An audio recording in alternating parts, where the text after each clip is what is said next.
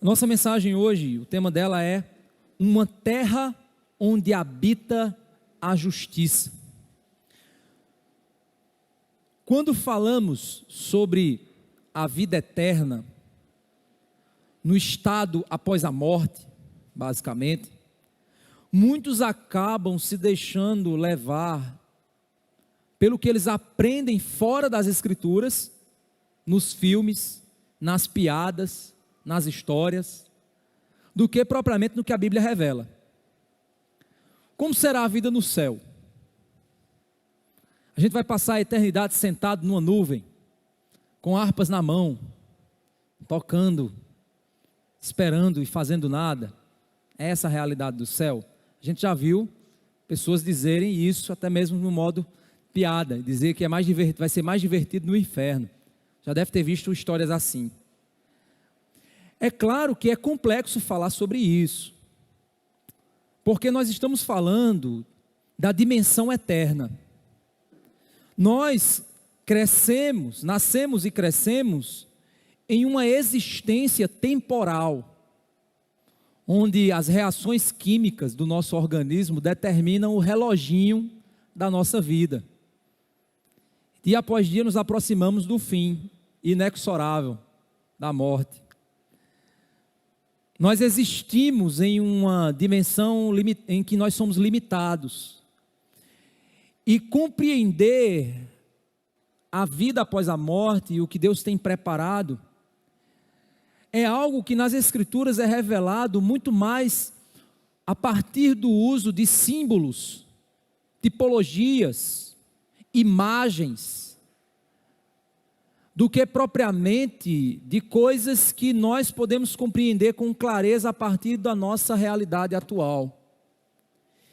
Isso se dá exatamente porque o próprio apóstolo Paulo disse que no terceiro céu ele viu coisas inefáveis, que ao homem não é lícito falar. Ele viu e adquiriu percepções que possuem uma profundidade muito acima daquilo que a mente humana é capaz de conceber. Só para você ter uma ideia, eternidade não é tempo para sempre. Isso é um equívoco. Eternidade não é o tempo sem relógio.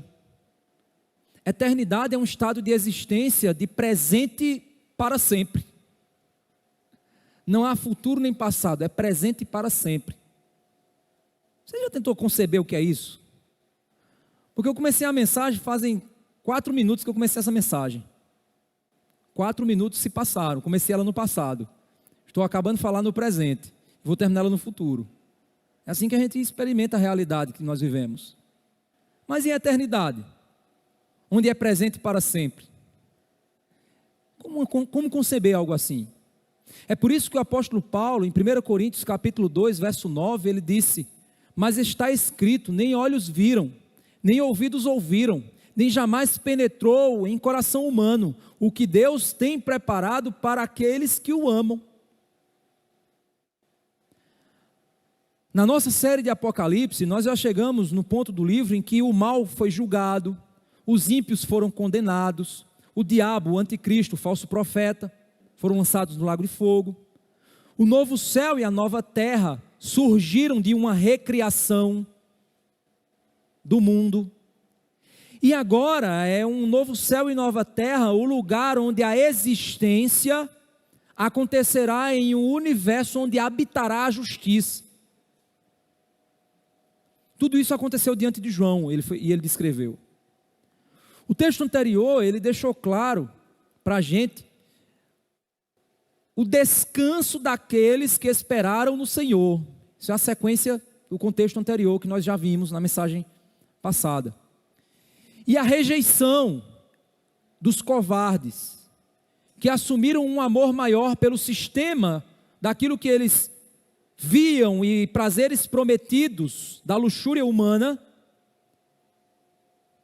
e a promessa para aqueles que, por coragem e por amor a Deus, abriram mão daquilo que era mal, por aquilo que era eterno, daquilo que era temporal, por aquilo que jamais deixará de existir. É aqui então que nós vamos para Apocalipse capítulo 21. Abram suas Bíblias. Em Apocalipse capítulo 21. O verso 9 ao verso 11, João ele faz uma introdução que possui a intenção de nos fazer refletir a respeito de um contraste entre duas condições. A condição da noiva e a condição da prostituta. Nós vamos ver lá em Apocalipse 17, do verso 1 e 3, depois a gente vai para lá, vocês vão perceber que a estrutura narrada por João, no verso 9 ao verso 11 de Apocalipse 21, se assemelha muito com a descrição feita lá. Isso exatamente porque João quer estabelecer esse contraste. Ele quer mostrar o final glorioso daquela que pôs sua esperança no Senhor. E é interessante a gente entender que porque a Bíblia usa a figura do casamento, da noiva, da prostituta, e a intenção, se vocês observarem, o casamento é uma figura, uma das figuras preferidas, usadas por Deus para revelar o seu amor e sua intenção de relacionamento com o homem, com os seres humanos. Da mesma maneira que você chega para um casal jovem e diz: por que vocês querem casar? Eles dizem: porque queremos passar a vida juntos, compartilhar momentos, dividirmos experiências, crescermos, experimentarmos o amor um do outro. Queremos acordar juntos, abraçados. É isso que você vai conversar com um casal jovem, prestes a casar, e perguntar por que eles querem. Porque eles querem desenvolver um relacionamento de amor íntimo com aquela pessoa. É intimidade e amor presente. Deus usa a mesma figura para revelar a intenção que Ele tem para conosco. De intimidade, de amor, de experiências. E o casamento ele acontece para que eles casam até que a morte os separe, e em vida experimentarão as alegrias que esse relacionamento tem para proporcionar para eles. Essa é a intenção de Deus. É óbvio que o pecado muitas vezes tira essa alegria. Mas Deus tem a mesma intenção para conosco. Por isso nós somos a noiva do Cordeiro, a espera para o casamento. Porque a partir do casamento nós iremos experimentar uma intimidade plena e profunda com o nosso noivo, para sempre. Pois a morte não há de separar, porque o noivo morreu antes. Portanto, a Bíblia, ela chama a idolatria de prostituição espiritual. Porque a prostituição é oferecer intimidade em troca de algo, oferecer prazeres e alegrias em troca de algo, sem que isso custe a verdadeira intimidade e envolvimento emocional, compromisso, aliança ou qualquer outra coisa. É prazer instantâneo, sem compromisso algum. Isso é a prostituição. Prazer, alegria prometida, sem o vínculo do casamento. É óbvio que traz danos. Deus, então, quer oferecer um relacionamento no qual Ele se compromete. No qual Ele se compromete de tal maneira que Ele morre por nós, para estabelecermos com Ele um relacionamento de intimidade eterna. Mas quando nós então, ao invés de esperarmos no noivo a provisão, a proteção, o prazer, a alegria, a satisfação plena que encontramos somente no noivo, no casamento com Ele, nós então entregamos o nosso coração às promessas da prostituição, que nos oferece prazer fora de Deus, satisfação fora de Deus, alegria fora de Deus. Esses são os ídolos, são as idolatrias, que oferecem uma confiança que se deveria ser dado a Deus, oferece aos ídolos. Por isso é chamado de prostituição. Por isso que idolatria é uma prostituição espiritual.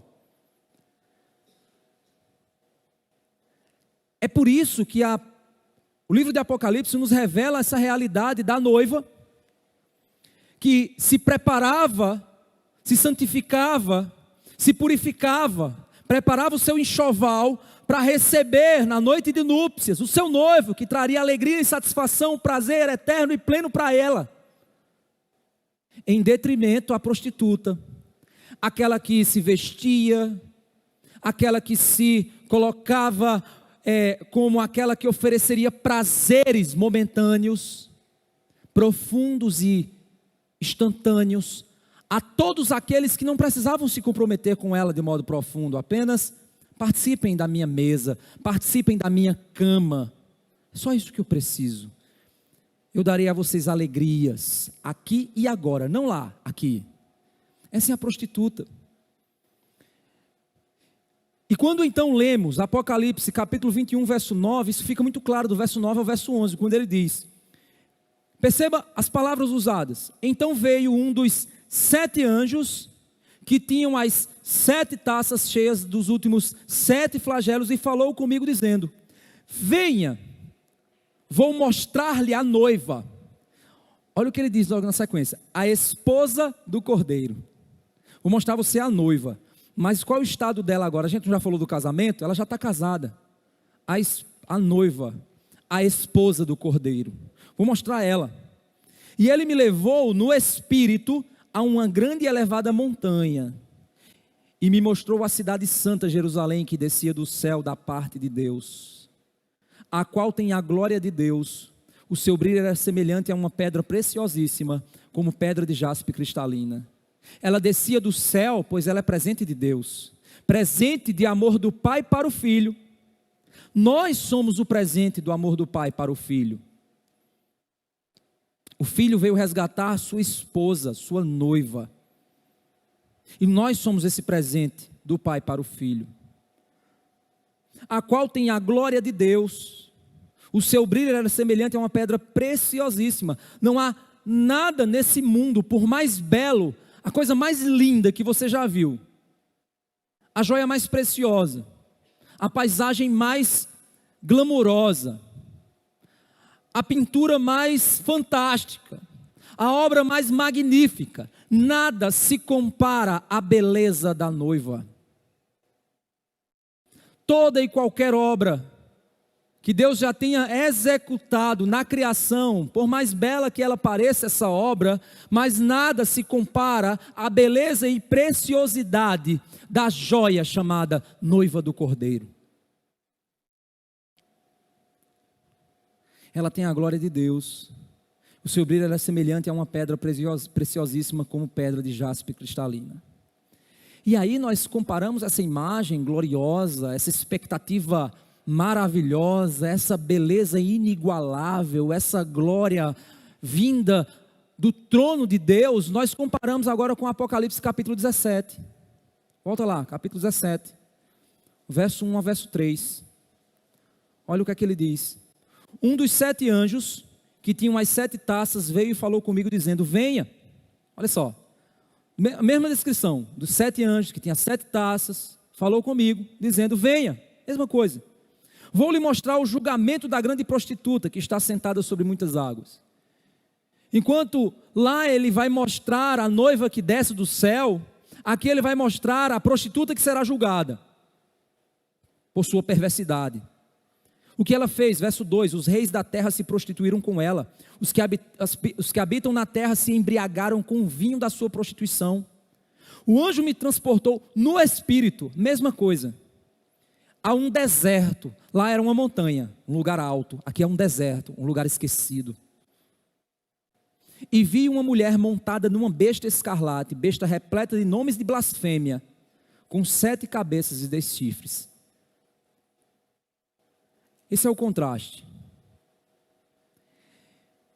E depois que ele então estabelece aqui a vitória da noiva, preparada para relacionar-se com seu esposo por toda a eternidade, em um relacionamento profundo, pleno, de satisfação, ele agora começa a descrever que essa cidade, que é o símbolo do povo de Deus, E aí alguns começam a se perguntar: pastor, isso é literal ou é figurado? Gente, se você perguntar para mim, é literal ou figurado? Eu digo a você, eu não sei. Eu não sei. Sabe por quê? Porque nós estamos lidando aqui com verdades eternas.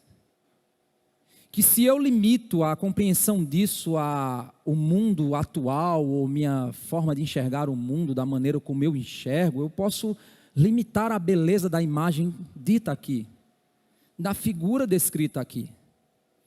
Então eu preciso ter muita cautela e dizer, será ou não será, não importa o que essa imagem quer me dizer. Se for assim, de fato, literalmente é glorioso.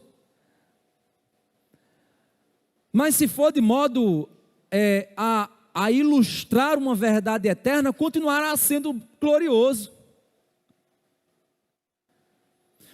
A única coisa que eu posso fazer é me ajoelhar diante dessa imagem, assim como João, e dizer, olha que coisa linda é isso.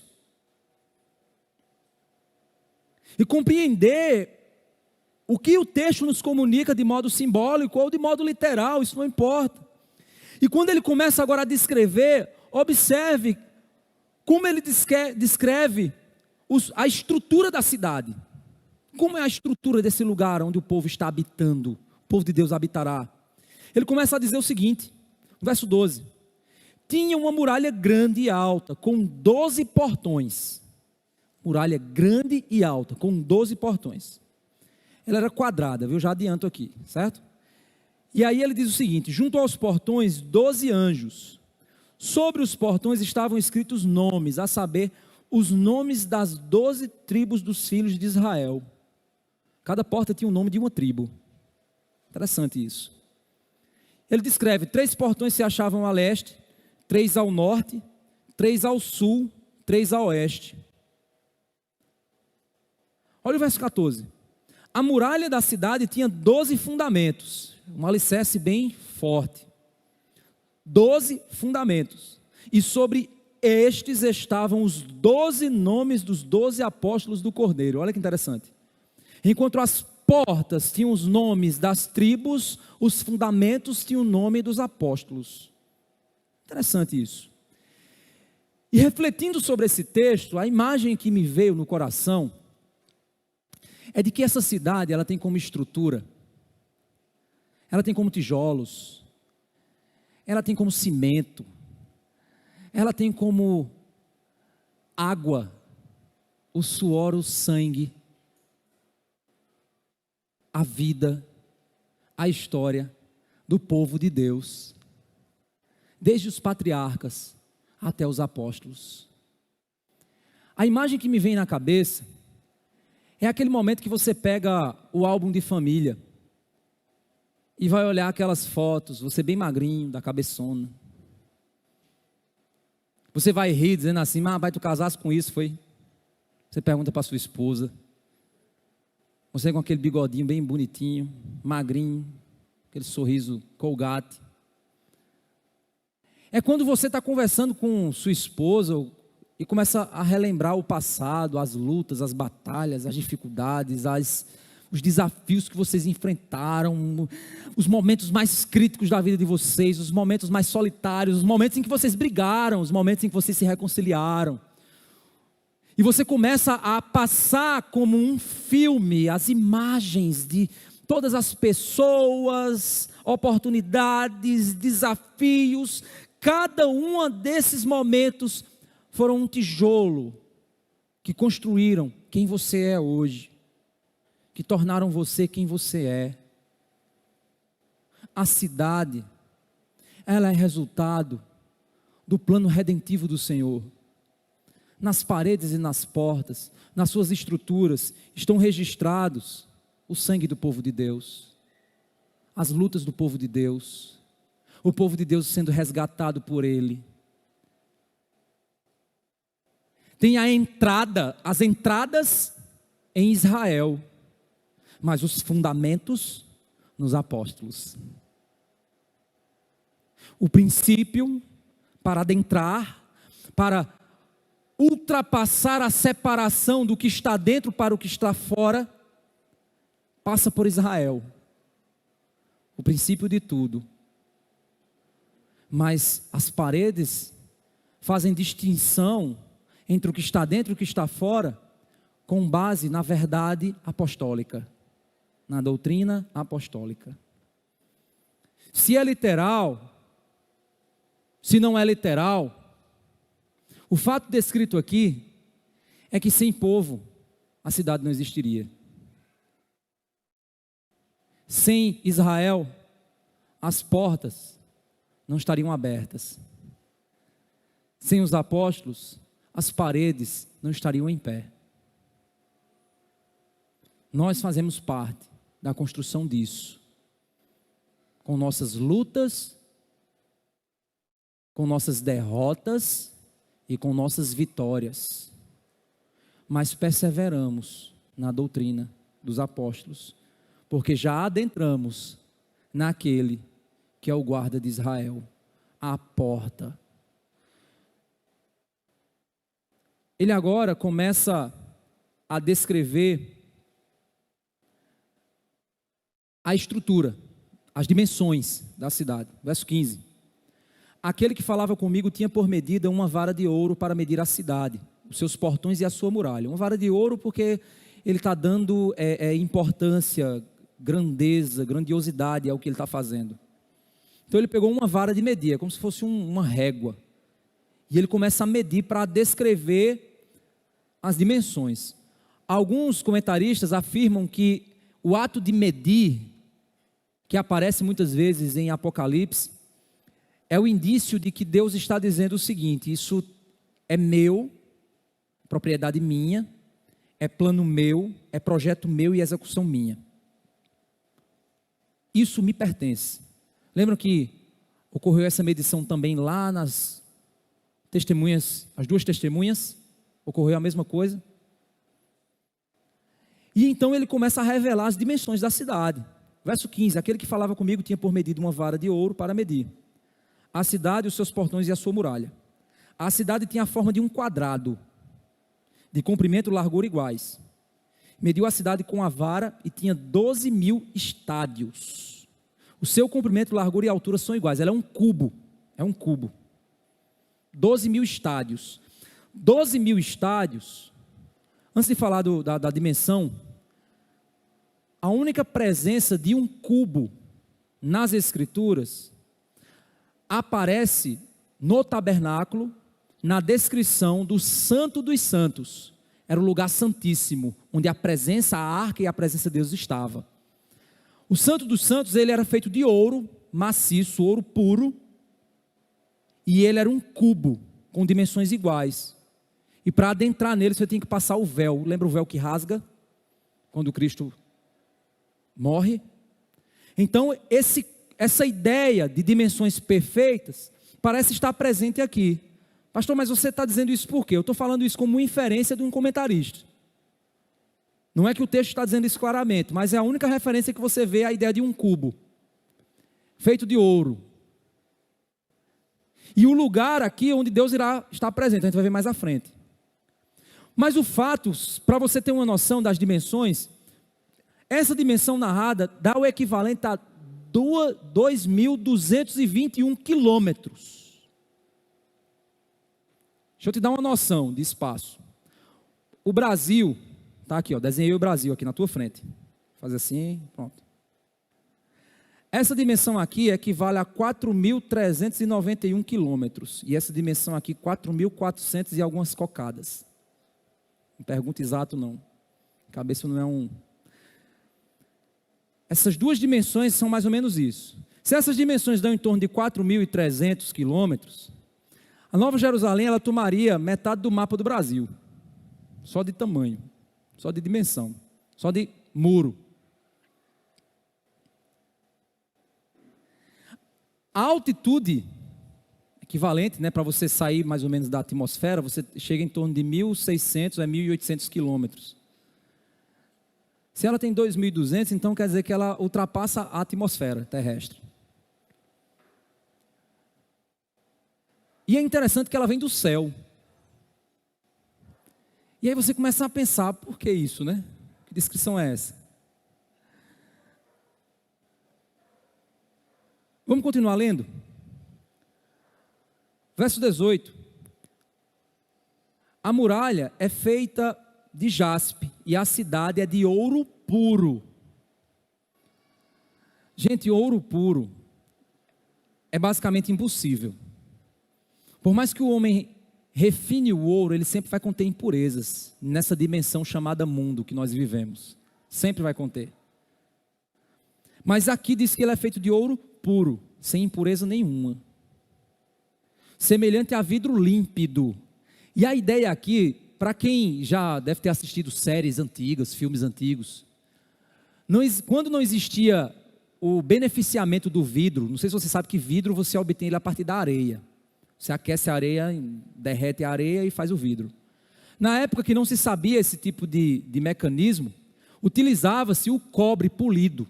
Polia-se o cobre de uma maneira tão bem polido, quanto mais bem polido, mais o cobre ele parecia um espelho. Só que era um espelho que mudava um pouquinho as cores para quem estava olhando, ficava meio amarelado, mas ele se assemelhava, era o mais próximo que se tinha de um espelho. O ouro, se polido, segundo o que o texto está nos dizendo, é um ouro tão polido, que você consegue ver o reflexo nele como se ele fosse um vidro transparente.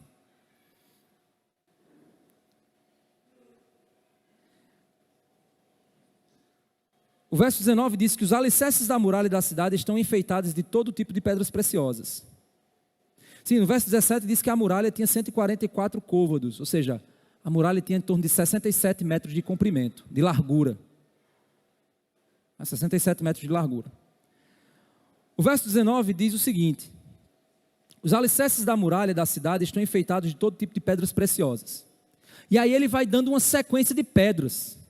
Pedras preciosíssimas, pedras belíssimas, pedras caríssimas. Ele descreve os 12 tipos de pedras. E aí começa a viagem na maionese, né? Porque aí vão ter uns comentaristas que começam a dizer o seguinte: não, essa ordem é a ordem do... Tem até um comentarista que diz que é a ordem do zodíaco. Aí faltou só chamar os cavaleiros do zodíaco para definir a ordem da muralha aqui. Mas era a ordem dos signos do zodíaco. Aí, gente, aí começa a viagem na maionese. Aí começa a coisa que eu digo assim, isso já é... O que ele está descrevendo aqui é que cada pedra é diferente, distinta, preciosa, bela, única, cara. Olha o verso 21. Os 12 portões são 12 pérolas. Portão feito de pérola. Você abre uma concha para você ter uma pérola desse tamanho. O portão aqui é feito de pérola. A praça da cidade é de ouro puro, como vidro transparente. Ouro puro, como vidro transparente. Sabe o que isso quer dizer? A cidade santa tem dimensões sobre-humanas. É impossível ao homem construir algo assim. Por mais rico, poderoso, engenheiro, cientista, sábio, mágico que o homem for, ele é incapaz de fazer algo assim. Por mais rico que o rei seja, mas se ele pedir o ouro mais precioso do mundo, esse ouro não será puro. Por mais cara e preciosa que ele queira a pedra na sua coroa, essa pedra jamais será tão comum. Esses minérios jamais serão tão abundantes que serão chamados de calçamento na Nova Jerusalém. O rei mais glorioso, o império mais poderoso, o engenheiro mais inteligente, o cientista mais fantástico, é incapaz de construir algo que Deus fez com suas próprias mãos, que é o lugar onde nós iremos morar. É impossível. É isso que isso quer dizer. É impossível a mim e a você. Até mesmo conceber algo assim, porque o ouro mais puro que eu já vi na minha frente é a das alianças de alguns aí, de vocês. A pedra mais preciosa que eu já vi no brinco de uma mulher aí, talvez seja de vidro. Você pegou aquelas bijuterias.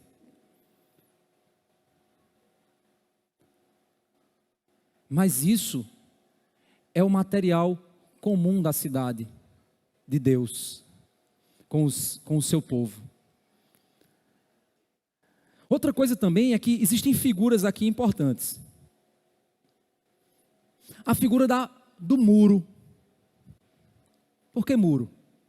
As cidades, elas tinham muros para separar quem estava dentro de quem estava fora. Vocês vão ver aqui que não tem necessidade de muro essa cidade, porque ela tem portões e os portões vão ficar abertos, porque não tem perigo. Mas ela foi feita distinguindo quem estava dentro de quem estava fora. Ela possui praça, lugar onde nas cidades era o lugar de comunhão do povo. Era o lugar onde o povo ia fazer negócio, iam negociar nas praças, nas cidades. Ela tinha portas, lugares onde as pessoas governavam, tomavam decisões, os juízes estavam lá. Ela possui características de um lugar, de habitação, de relacionamento, de povo reunido. E por isso a gente precisa agora entrar numa dimensão de como será o estilo de vida nesse lugar. E aí a gente tem que ser muito cauteloso, porque a gente começa a entrar numa área da especulação. E aí você tem que ser muito cauteloso para algumas especulações, sendo dizer assim, não, mas o pastor disse que era assim. Aí a maldição do Antigo Testamento cai sobre a minha vida, não quero isso para mim. Mas a gente tem que ter o limite e entender assim, até aqui é claro, a partir daqui já não é mais. Porque o que o olho não viu, o ouvido não viu, não penetrou o coração, é o que Deus preparou para aqueles que o amam. Palavras inefáveis que ao homem não é lícito falar. Por isso que a única forma, isso aí é uma concepção minha, a única maneira que eu tenho de olhar esse texto e adorar a Deus, é a partir da emoção que esse texto desperta em mim, não da imagem. Nós somos uma geração hollywoodiana, gente. A gente tem uma geração de Hollywood. É a geração que quer ver lá a imagem do cinema. Mas a palavra de Deus, ela é escrita para a imaginação, para o coração, para as afeições, para o amor. Ela é escrita para isso, para tocar a alma. E por isso eu tenho que ler com a alma. Ah, pastor, então não é intelectual? É claro que é. Mas é o intelectual que me leva à adoração, não que me leva à pintura. Estão entendendo o que eu quero dizer? Não que me faz voltar à dimensão desse mundo, porque, como eu brinquei no primeiro culto, tem jovem que diz assim, pastor, eu quero que Jesus volte, mas só depois de eu casar. Eu disse, meu Deus, quando você estiver com Cristo na sua frente, você perceber como Ele é incomparavelmente melhor do que o casamento, você vai dizer, para que eu queria casar? Pelo amor de Deus, volta logo Jesus. Estou dizendo que casamento é ruim. Estou dizendo que a gente reduz o tamanho de Cristo. É igual eu também brinquei, né? Minha digníssima está aí interpretando. Mas o pastor Paulo César casou, né, novamente. Aí ela disse assim, mas rapaz, ele casou muito rápido. A esposa dele, né, morreu há pouco tempo. Aí eu disse, vai lá no céu perguntar a ela o que é que ela acha. Que ela vai dizer, homem, ele casa com quem ele quiser, vivo quando eu estou aqui, tá bom demais. Tá nem aí com isso. Mas é porque as mulheres têm esse pensamento, né? Dizem, não, casa logo ligeiro, eu vou morrer sozinha. A mulher pode perguntar, a maioria pensa assim. Mas é interessante, irmãos, que quando nós então chegamos nessa dimensão de como será a vida lá, verso 22. Não vi santuário na cidade. Sabe o que é o santuário? O santuário era o lugar onde o povo ia para encontrar-se com Deus. Ah, mas Deus é onipresente. É claro que Deus é onipresente, mas tinha um lugar onde Deus queria que o povo se deslocasse para ali provar a Shekinah de Deus, a presença de Deus. Isso ocorria no tabernáculo, isso ocorria no templo, isso ocorre aqui na igreja, quando a gente se reúne para adorar. Alegrei-me quando me disseram, vamos à casa do Senhor. Aqui não é a casa, Deus não mora aqui, Ele mora aqui. E nós reunidos somos o povo de Deus, onde Deus mora. E a Shekinah, a presença de Deus surge no meio do seu povo. E o santuário era exatamente esse lugar de horário marcado e lugar marcado para você estar lá, para dizer assim, Senhor, eu vim aqui te visitar, eu vim aqui ter um tempo com o Senhor, eu vim aqui sentir tua presença, te conhecer, te adorar, te exaltar. Mas João está dizendo, eu não vi santuário na cidade, eu não vi esse lugar nela. Sabe por quê? O texto diz, porque o seu santuário é o Senhor, o Deus Todo-Poderoso e o Cordeiro. Deus, a presença dEle. Deus habita em nós hoje, nós habitaremos nele. Nós olharemos a face do Senhor como eu estou olhando a de vocês. O sacerdote, antes de entrar no Santo dos Santos, ele tinha que se santificar, se purificar, fazer um ritual para poder adentrar uma vez no ano o Santo dos Santos, a presença plena de Deus. E se ele não tomasse cuidado, ele morria. Em Cristo o véu se rasgou. Deus passou a habitar em nós. Mas mesmo assim nós não podemos ver a face dele. Se olharmos a face do Senhor, morreremos. Ele é muito grande, puro, incompreensível, santo, pleno. E nós limitados, pequenos, frágeis, incapazes. Mas aqui, provar a presença e estar na presença de Deus é algo natural, é algo comum. Você sai da sua casa, você vem para a igreja, você se concentra, você fecha o olho, você ora, você canta, você clama dizendo, Deus, eu quero te sentir, eu quero sentir tua presença, eu quero te ver, eu quero saber que o Senhor está aqui. Mas lá não é necessário esse movimento, basta apenas olhar para o lado. Basta só olhar para o lado. Ele está lá, o Cordeiro está lá, Ele é o santuário. Ele é o lugar onde nós estaremos. A cidade, o verso 23, não precisa do sol, nem da lua, para lhe dar claridade, pois a glória de Deus a ilumina e o Cordeiro é sua lâmpada. Irmãos, eu não consigo olhar para o sol, não sei se você consegue, eu não consigo. Eu olho para o sol, você queima a sua vista olhando para o sol. É muito poder, é muita força, é muita claridade. Quando você está durante o período do dia, você ligar uma lâmpada, parece que você não ligou nada. Vai lá no terraço da tua casa, lá no sol do meio-dia, e liga a lâmpada. Você diz, mas coitada, ela está se esforçando, mas não está iluminando nem ela mesma. Mas o sol nos faz necessário, porque a lâmpada, a glória, o poder, a luminosidade da glória de Deus é muitas vezes superior ao sol. O sol se torna inútil diante da glória de Deus. E aí vem outra coisa, diz, como? Se eu não consigo olhar para o sol, como é que eu vou conseguir olhar para um Deus que a glória é superior? Sim, conseguirá. Que experiência será essa? Olhar ele face a face, sendo que Moisés disse, Senhor, eu quero te ver. Ele disse, não, você não pode me ver, eu vou te mostrar só um pedaço da minha costa. Somente, só um pedacinho. E o rosto de Moisés brilhou e as pessoas não aguentavam olhar para o rosto dele. Ele teve que cobrir o rosto, porque a glória era muito intensa, do rosto de um homem, que viu apenas um pedaço das costas do Senhor. Mas a imagem aqui é que não é necessário, eu não estou limitado mais, o meu potencial não está mais limitado à carne, ao corpo de Adão. Não é assim que funciona.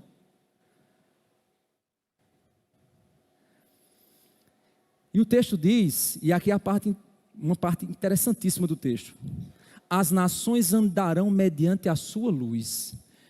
E aqui a gente começa a entrar no campo teológico da inferência. Certo? As nações andarão. É claro que quando a Bíblia está dizendo andar, não é porque a gente vai ficar, então lá no céu a gente vai fazer caminhada, no céu não vai ser sentado na nuvem lá tocando harpa, não, vai ser fazendo caminhada, porque dizendo andarão.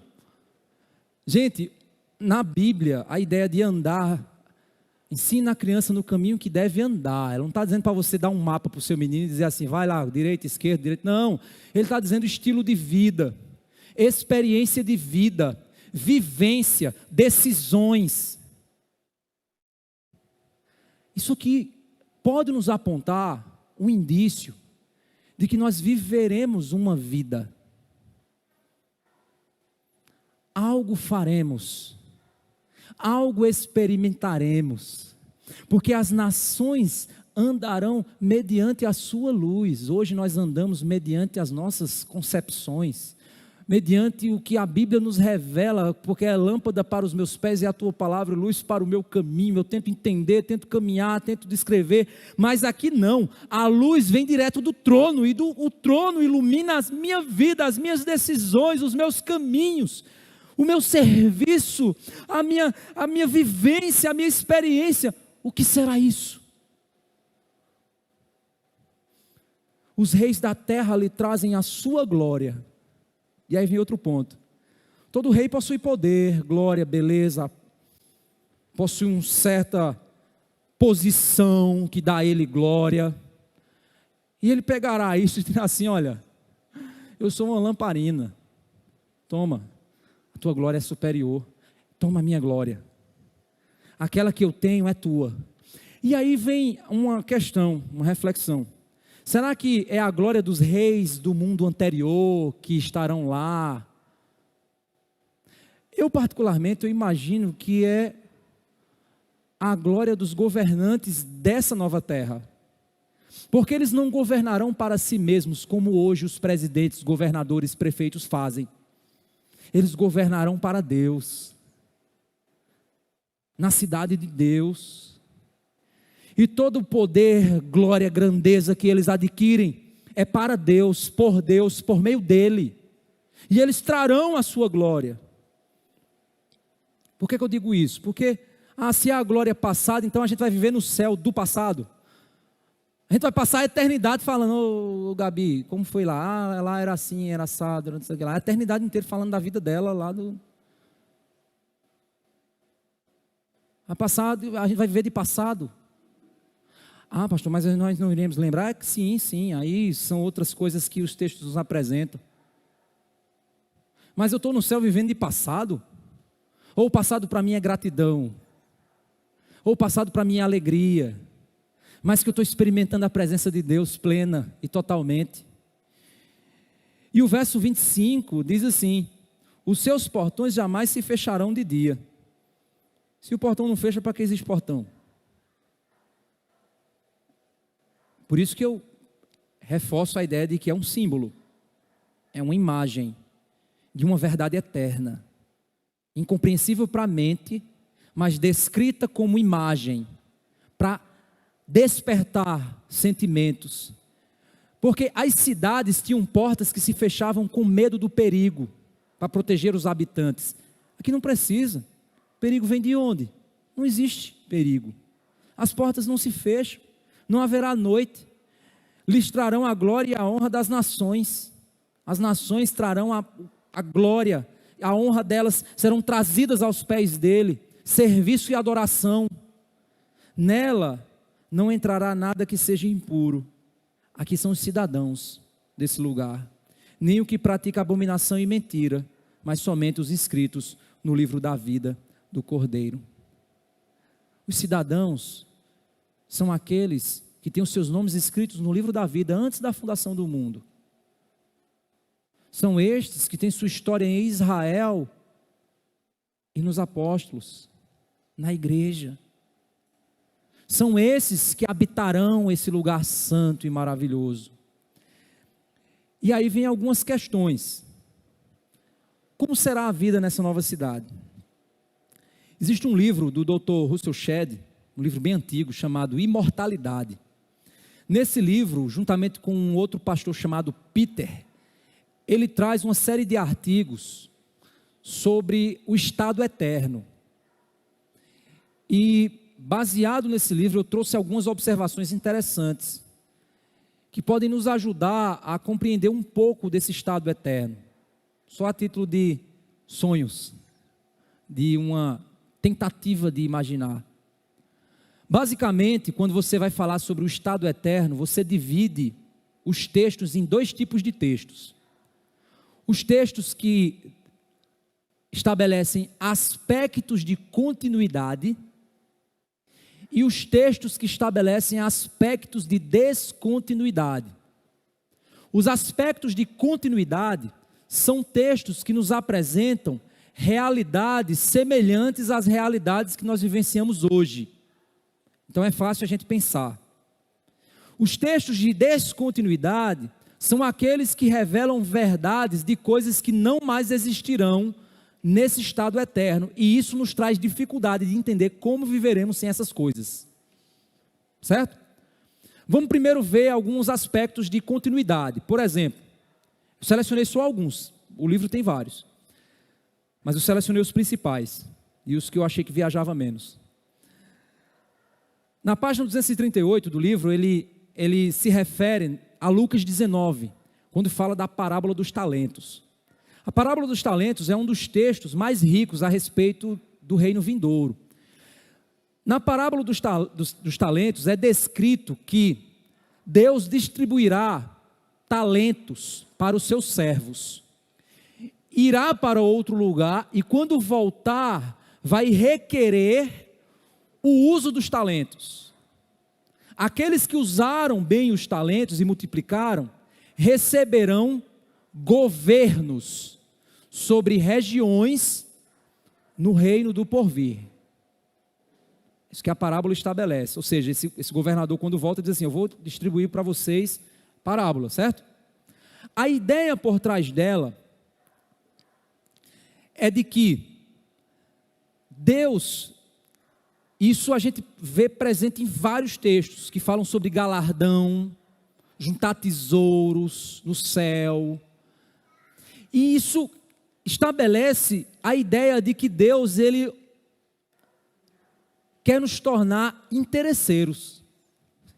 Interesseiros? Sim, interesseiros. Vou explicar por quê. A ideia de que fazer o bem sem querer nada em troca é pecado. Fazer o bem, se eu fizer o bem querendo algo em troca é pecado. Eu tenho que fazer o bem sem querer nada.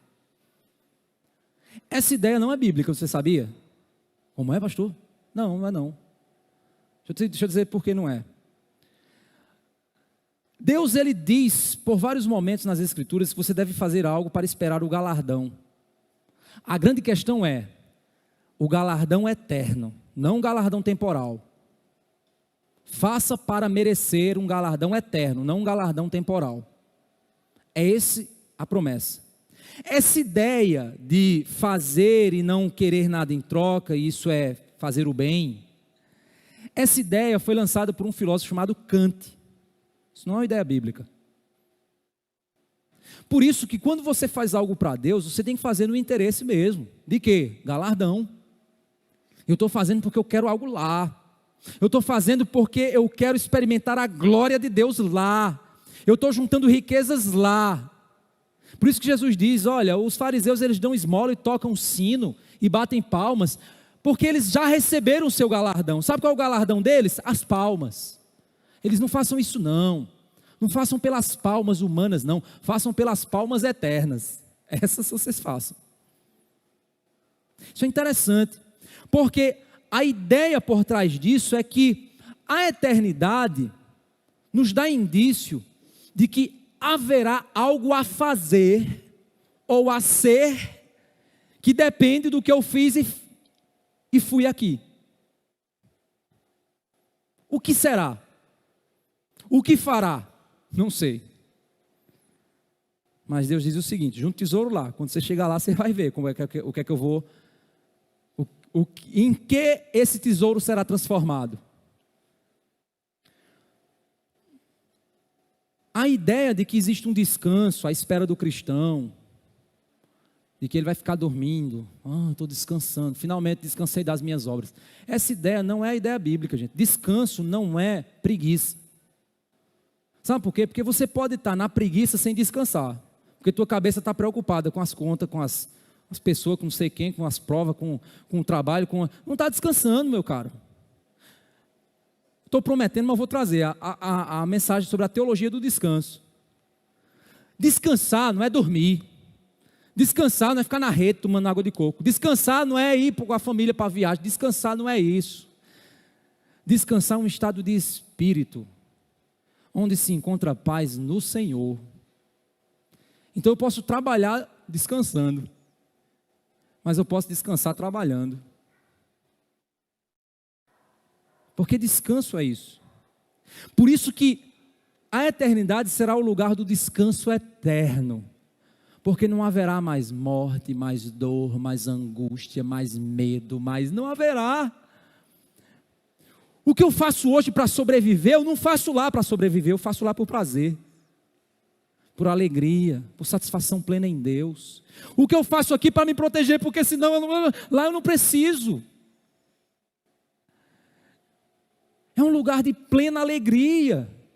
Então, o que faremos lá? Faremos pela promessa da alegria, pela bênção da alegria, pela bênção da satisfação. Por isso que o autor, ele diz que provavelmente o céu, a terra e céu, porque vão se tornar a mesma coisa, é algo que provavelmente será repleto de atividades significativas, centradas em deveres e responsabilidades que cada um de nós teremos. Ou o que será? Não sei. O que será? Os alvos que a gente estabelecer, as realizações que conseguirmos, contribuirão para a glória de Deus. E, consequentemente, para a nossa alegria e satisfação. Deixa eu dizer uma coisa para você. Se tu não faz hoje algo para a glória de Deus e para a plena satisfação tua, como benefício do que tu está fazendo, você está deixando de provar aqui o que você vai provar plenamente lá. Você já pode provar isso aqui. Sabe aquele tipo de trabalho, para quem já trabalhou aqui na igreja sabe aqueles trabalhos que a gente faz, aquelas feijoadas que a gente prepara, cansado, tudo morto assim, né? Por causa do Silvino. Silvino está aí, Silvino? Chega lá carregando os cansado no sol lá, carregando as quentinhas, hein, Silvino? Mas a gente chega em casa cansado, com um sentimento de quê? Prazer, alegria, satisfação, inexplicável. Inexplicável.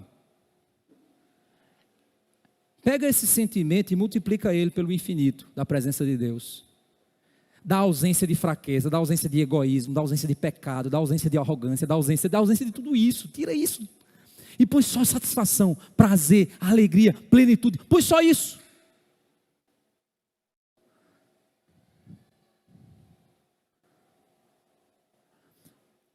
Provavelmente, aí outro ponto de probabilidade. Haverá um tipo de progresso. Pastor, mas lá nós não seremos perfeitos? Sim. Teremos um potencial perfeito. Mais uma vez, isso é inferência, viu gente? Pelo amor de Deus. É porque o pastor disse que era assim, vai chegar lá no céu, meu Deus, o pastor disse que lá não era assim, o senhor está... Pelo amor de Deus. Nós não seremos mais limitados por nossas incapacidades, meu querido irmão. A nossa mente, ela é limitada, o nosso corpo é limitado. A nossa natureza é limitada, o nosso pecado nos limita, nós seremos completamente esvaziados de toda e qualquer limitação. O potencial da nossa alma será pleno, total.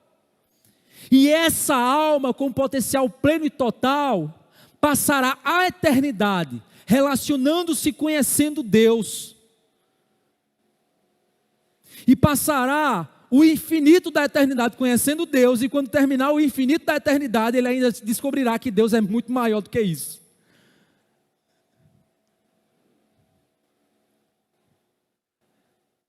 E outra coisa também que eu achei interessante com o autor falando, ele diz o seguinte: imagina você conhecendo todas as pessoas, de todas as culturas, de todas as épocas, de todas as histórias, de todas as capacidades, de todos os níveis, tendo a oportunidade de conhecer o que Cristo fez por elas enquanto elas estavam na antiga criação.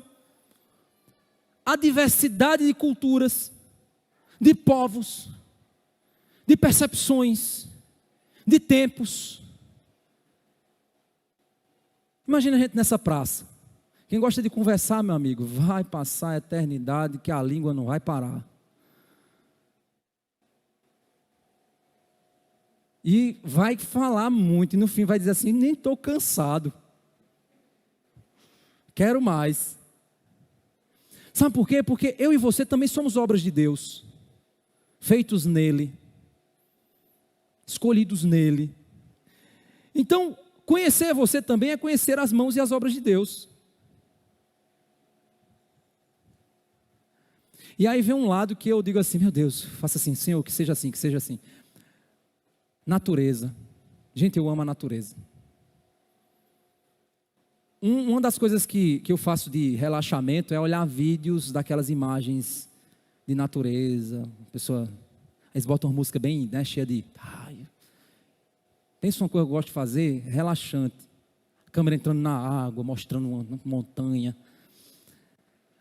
Aí eu fico pensando assim, se a natureza ela for tão bela ou tão superior quanto a natureza que nós temos, imagina quanta coisa a gente vai poder olhar e adorar a Deus plenamente. Quantos piqueniques poderemos fazer? Ah, mas eu vou comer por necessidade? Não sei, não, por necessidade não. Por prazer? Talvez. Eita, então eu vou encher a pança. Não, você não vai ser glutão. Porque glutonaria é um pecado. Você está entendendo o que é aquilo que o salmista diz assim: em tua presença eu provarei delícias perpetuamente. Você sabe o que significa? Eu não sei, mas eu sinto que é algo muito maravilhoso. É algo muito grandioso. E aí vem os aspectos de descontinuidade. São aquelas coisas que, por não existirem, a gente não sabe o que vai acontecer por elas não existir. Por exemplo, não haverá morte. Ah, pastor, é fácil entender. Não, não é tão fácil assim entender não, porque muitas coisas que você não faz porque você tem medo de morrer. Ou você está esperando morrer.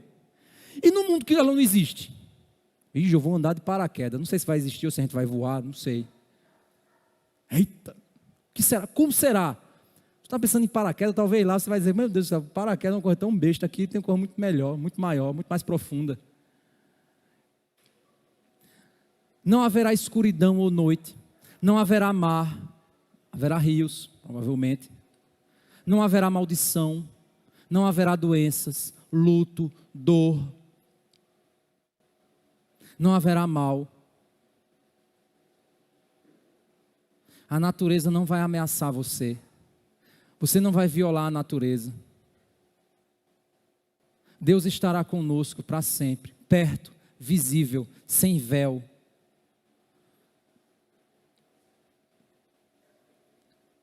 Essa vida vai estar livre do pecado.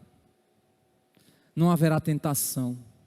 Não haverá mágoa, egoísmo, lágrimas, luto, saudade, tristeza, lascívia, cobiça, inveja, luta por poder. Não haverá ódio, medo, ansiedade, depressão, dor no nervo ciático. Não, também não. Não haverá.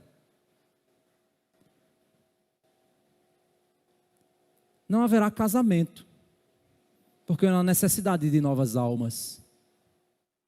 Serão como anjos de Deus, é isso que o texto diz. Por fim, haverá uma inversão. Cristo faz várias referências a isso. Aquilo que nós valorizamos hoje será extremamente desvalorizado lá. E aquilo que muitas vezes nós negligenciamos será extremamente valorizado. Os mais humildes serão os maiores. Os maiores serão os mais simples. Mas isso também não irá preocupá-los. Toda a Escritura, meus irmãos, nos ensina que as esperanças no porvir são a grande motivação para uma vida diferente aqui. Essa esperança tem que ser fogo para mim, que alimenta a minha alma. 1 João capítulo 3, verso 2 e 3 diz: amados, agora somos filhos de Deus e ainda não é manifestado o que havemos de ser, mas sabemos que quando Ele se manifestar, seremos semelhantes a Ele, porque assim como é, o veremos. E qualquer que nele tem esta esperança, purifica-se a si mesmo, como também Ele é puro. Quanto mais do céu nós alimentamos, menos da terra cobiçamos. O pessoal de mim diz isso, não é frase minha não, isso é de Spurgeon, viu? Vou dizer aí porque o pessoal anota aí, pastor Lázaro Leis, o pessoal, esse, seu copiador, esqueci o nome da palavra. Plágio, né? Seu plágio.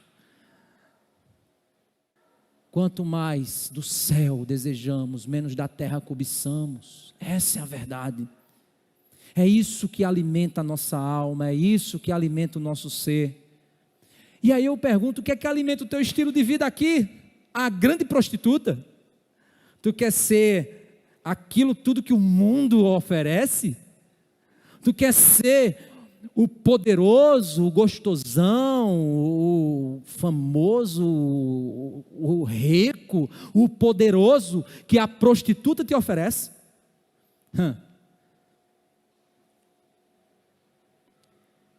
Se você é cidadão desse reino aqui, dessa cidade, o verso 27 diz que nela não entrará nada que seja impuro, nem o que pratica abominação e mentira, mas somente os inscritos no livro da vida do Cordeiro. O povo de Deus valoriza o que Deus valoriza e despreza o que Deus despreza. Se você valoriza o que Deus despreza, você não é cidadão dessa cidade. As portas se fecharão para você, não estarão abertas, porque você não terá nenhuma chance de entrar nela. Por isso que a hora é agora, de você ouvir sobre essa esperança que eu preguei aqui agora, e você abrir o seu coração, porque pela graça sois salvos, por meio da fé. Isto não vem de vós, é dom de Deus, não vem de obras para que ninguém se glorie. A fé é um dom, é um presente que a cruz te deu. Tudo já foi pago. Você quer receber esse presente? Você quer receber o voucher de entrada da Nova Jerusalém? Você quer receber o passaporte para entrar nela? É hoje, é agora o dia da salvação. Entregue sua vida ao Cordeiro que venceu, e você poderá provar todos os benefícios da Nova Jerusalém.